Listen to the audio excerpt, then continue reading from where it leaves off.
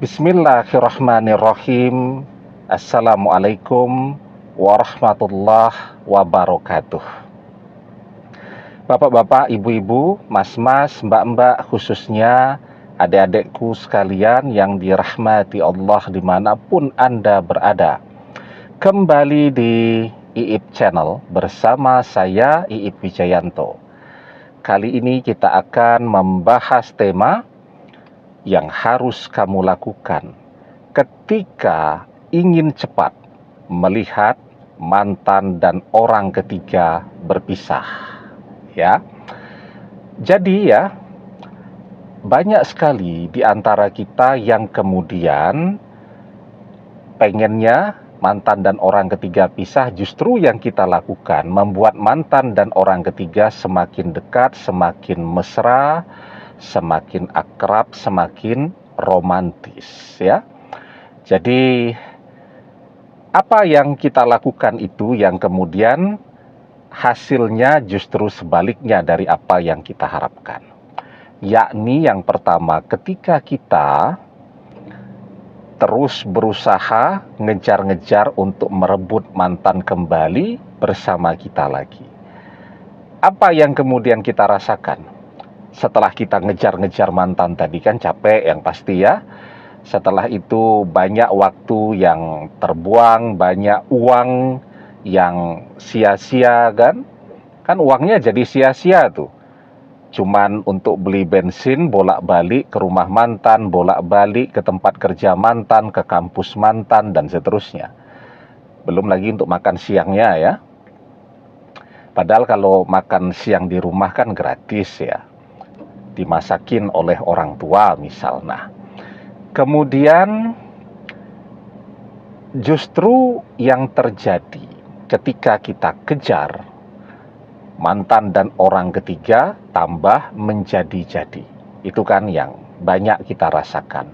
Artinya seharusnya kita melakukan sebaliknya. Bukan ngejar-ngejar mantan, tetapi justru menjauh dari mantan yang sedang jatuh cinta, yang sedang kasmaran, yang sedang tergila-gila kepada orang ketiga. Kenapa demikian? Karena ini rahasianya nih. Ketika kita mendekat, kita hadir di tengah-tengah kehidupan mantan dan orang ketiga, maka mantan dan orang ketiga tidak akan pernah menunjukkan sifat dan karakter aslinya. Ya, orang ketiga akan menjadi pahlawan bagi mantan, pelindung dia dari gangguan kita. Tetapi sebaliknya, saat kita memilih menjauh, sepi itu mereka. Artinya mereka cuma berduaan saja. Tidak ada kita di antara mereka. Apa yang akan terjadi? Mantan dan orang ketiga akan menjadi dirinya sendiri. Ya, di situ tuh konflik akan segera dimulai, pertengkaran akan sering terjadi saat orang ketiga menunjukkan karakternya yang egois. Mantan juga egois kan? Kalau dia tidak egois, dia tidak mungkin mengkhianati kita. Dia mengkhianati karena dia egois. Dia hanya mementingkan perasaan dan kebahagiaan dia. Dia tidak peduli dengan perasaan dan penderitaan kita. Itu orang egois. Egois ketemu egois. Orang ketiga jelas egois. Dia tahu mantan sudah bersama kita. Dia tidak peduli bahwa kita sangat mencintai mantan. Kita sudah begitu banyak berkorban untuk dia. Tetap saja dia rebut. Ya, apa yang terjadi? Orang egois ketemu orang egois. Itu seperti api ketemu api, jadinya tambah panas. Batu ketemu batu. Ya, rame suaranya kalau batu diadu dengan batu tuh. Dan pecah, berantakan. Nah, jadi itulah yang akan terjadi. Artinya apa? Kalau kita ingin mempercepat mantan dan orang ketiga berpisah, maka yang kita lakukan bukan ngejar-ngejar mantan dan merebut mantan kembali. Lah kita mau merebut dia ndak mau kok. Kita mau merebut dia lagi jatuh cinta sama orang lain kok. Ya. Tetapi justru dengan menjauhnya kita, itu akan mempercepat perpisahan mantan dan orang ketiga. Ya, itu yang pertama. Yang kedua, tapi sebelum kita bahas lebih jauh yang kedua ya, adik-adik, teman-teman yang baru menemukan channel ini, jangan lupa untuk memencet tombol subscribe, menyalakan lonceng notifikasi agar Anda selalu mendapatkan pemberitahuan video-video terbaru dari channel kesayangan kita ini. Dengan subscribe, doa-doa kita selalu terhubung sehingga kita selalu bisa berdoa bersama-sama ya. Dan jangan lupa subscribe itu gratis ya. Oke. Kemudian yang kedua, kita berdoa. Ya. Kan ada tuh. Sebenarnya mantan itu dengan orang ketiga ketika kita menjauh dan mereka menjadi dirinya sendiri. Di situ terlihat egonya, terlihat emosinya, terlihat tidak setianya, dan seterusnya. Sebenarnya tanpa kita doakan pun mereka akan berpisah ya. Tapi kan kita pengen mempercepat itu. Maka apa yang harus kita lakukan? Ya berdoa agar mantan dan orang ketiga segera berpisah. Karena kita menyadari betul, kalau pengen mantan balik kepada kita kan kuncinya mantan harus pisah dengan orang ketiga. Selama mantan bersama kita semuanya baik-baik saja.